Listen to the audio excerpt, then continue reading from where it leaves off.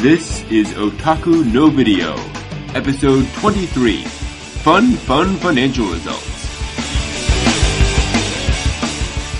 Alright, well, let's get started.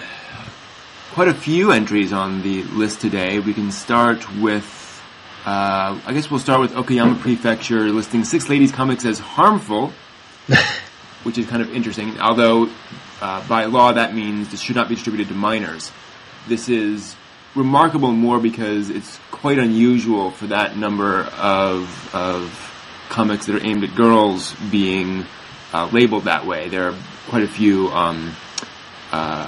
male-oriented magazines and shown in seinen magazines that way, but it's unusual for 6 to be listed that way. And these are all aimed at older female readers. I forget what the term is for that. There's a new term that's evolved for that older female reader. So apparently they're getting a lot more serious in terms of sexual content and such things, which is, I guess, a bit of a surprise to me. Yeah, actually, I was looking at the covers because the A&N link has them. Yeah, actually, some of these don't look that dangerous at all. No. Well, and I mean, harmful. I think from what they have described here, it means more things. You know, it's not like there is explicit hardcore sex in there, but it's more that it's it may have some nudity, it may have some references to sexual content, things like that. Those are hard to say because they have just very different views on what is appropriate for children. Yeah, which is probably the case. I don't know. Maybe there's a market for women in this stuff. Certainly, romance manga sells. I haven't really heard of anything other than yaoi, which is sort of stereotypical, but that's the only real thing that we hear about selling really well.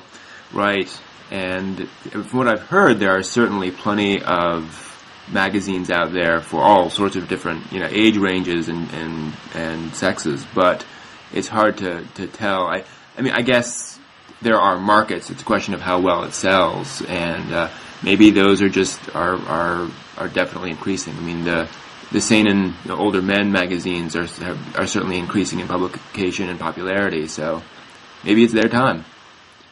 It's also interesting seeing how those covers are almost entirely heterosexual. Yeah. It's not yaoi. True. Yeah, well, at least women are at the forefront, yeah. True. If that means anything. Well, if you're selling to women. I don't know. Well, also, I think this goes back to that idea that there's long been a feel that yaoi appeals to sort of adolescent girl and teenage girl prurient interests, and I suspect that the average 35-year-old woman doesn't really care about watching hot gay sex as much. What?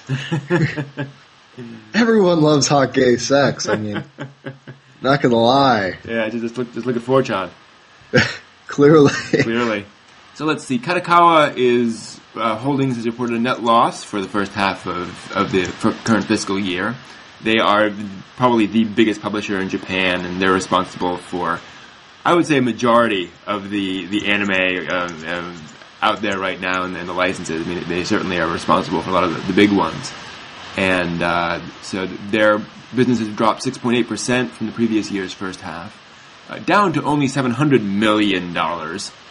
Now, the thing was that they have I believe it was an increase in profit. The problem is they wrote off a loss in securities. So basically their holdings are losing value is the main problem here. So they're doing quite fine. And in fact, they project a net profit of $1 million by the end of the year.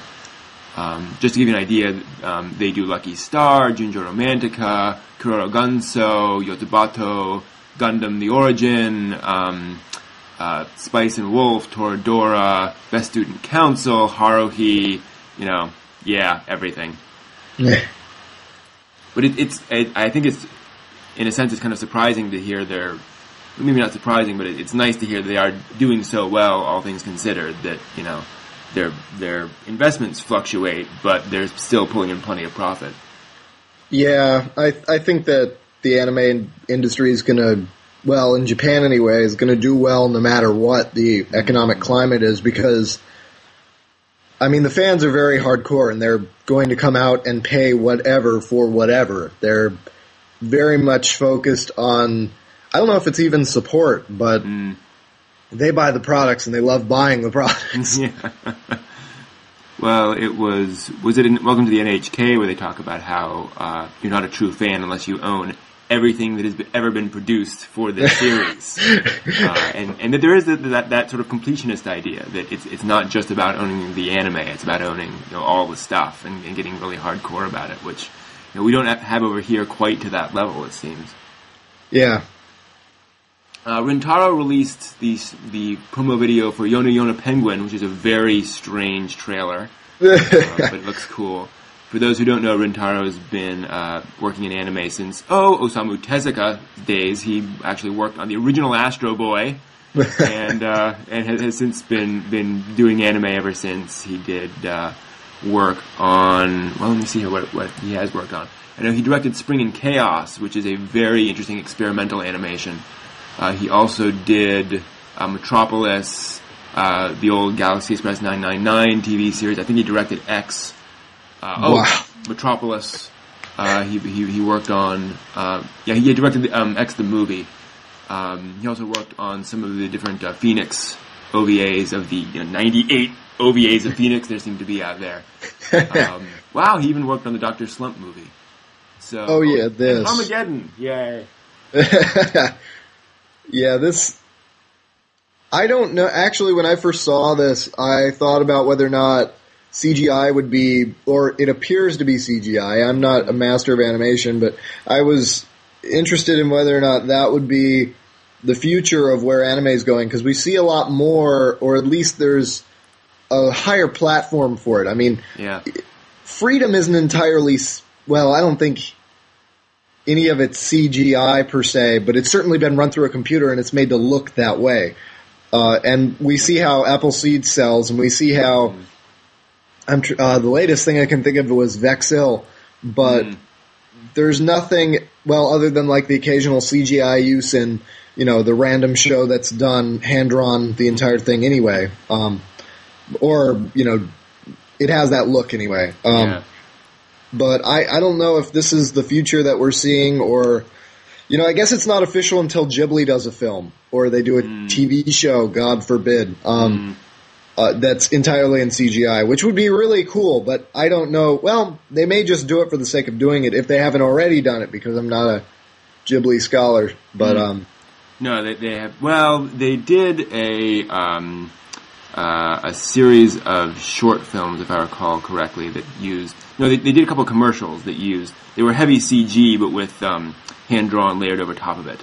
So it was, like 30 different layers of hand-drawn animation, zooming in and out, that kind of stuff. But I don't think they've ever done anything full CG. And obviously, a few of their the shots. Actually, they pioneered some work in Mononoke Hime. There's some really good CGI work in there in terms of they would do things like they would have you'd see the drawing of Ashitaka riding along with the ground going, beneath him and running along beneath him, and that was a CGI layer with hand drawn laid over top of it and cycling through. So they did stuff like that to sort of integrate them. But of course we have Gonzo doing their 3D thing coming up soon. Oh yeah, Gonzo's certainly been doing a lot of that.